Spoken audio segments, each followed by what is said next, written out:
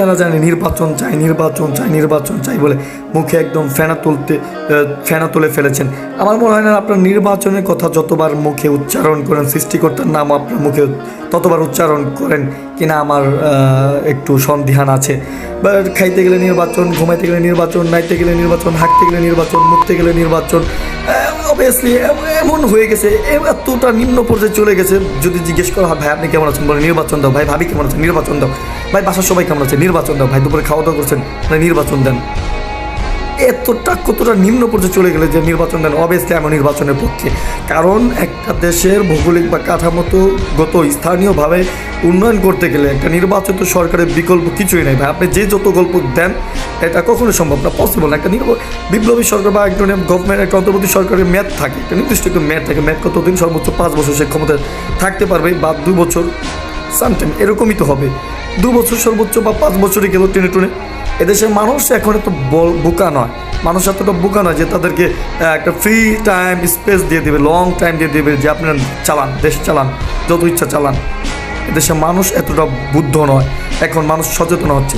এখন আপনারা যারা শুধু নিজেরা নির্বাচনের জন্য কাউ করতেছেন যে নির্বাচন দাও নির্বাচন দাও, নির্বাচনের পক্ষে তো আমিও নির্বাচনের পক্ষে, দেশের সাধারণ জনগণের নির্বাচনের পক্ষে। ধরেন একটা দেশের স্থানীয় পর্যায়ে একটা উন্নয়ন দরকার, সেখানে একটা স্থানীয় প্রতিনিধি দরকার। আর যদি সংসদ গঠিত না হয়, সরকার গঠিত না হয়, সেক্ষেত্রে স্থানীয় নির্বাচনটা দেওয়া টাফ হয়ে যাবে। তো এই যে নির্বাচনের তো বিকল্প কিছুই নেই, আমরা দেখতে পারতেছি না। বা রাজনৈতিক বিশ্লেষক যারা আছে সবাই তো নির্বাচনের কথা বলতেছেন নতুন করে। আপনারা আচ্ছা নির্বাচন দিল, ডক্টর মোহাম্মদ ইউনূস আগামীকালকে নির্বাচন দিল, নির্বাচন দিলে লাভটা কি আমাকে বুঝান। নির্বাচন দিলে কি করবেন? দেশের মানুষ আপনাদেরকে দেখে নাই, আপনার ক্ষমতায় ছিলেন, দেশের মানুষ দেখে নাই। কোন বাল ফালাইছেন দেশের মানুষ জানে না, বরং দুর্নীতিতে বাংলাদেশকে 5বার চ্যাম্পিয়ন করছেন। এত দেশের জনগণ কি জানে না, নাকি এতদিন দেশের জনগণ ভুলে গেছে? আপনারা নির্বাচনে কোন বাল ফালাইছেন দেশের মানুষ তো জানে রে ভাই, আমরা জানি। আপনার কী করবেন নির্বাচন গেলে, আপনার কী করবেন সেটা তো আমাদের ধারণা আছে, আমরা জানি না। এমন তো না আমরা নতুন করে দেশে বসবাস করতেছি, বা আমরা রোহিঙ্গা বেশি এই দেশে এসে বসবাস শুরু করতেছি।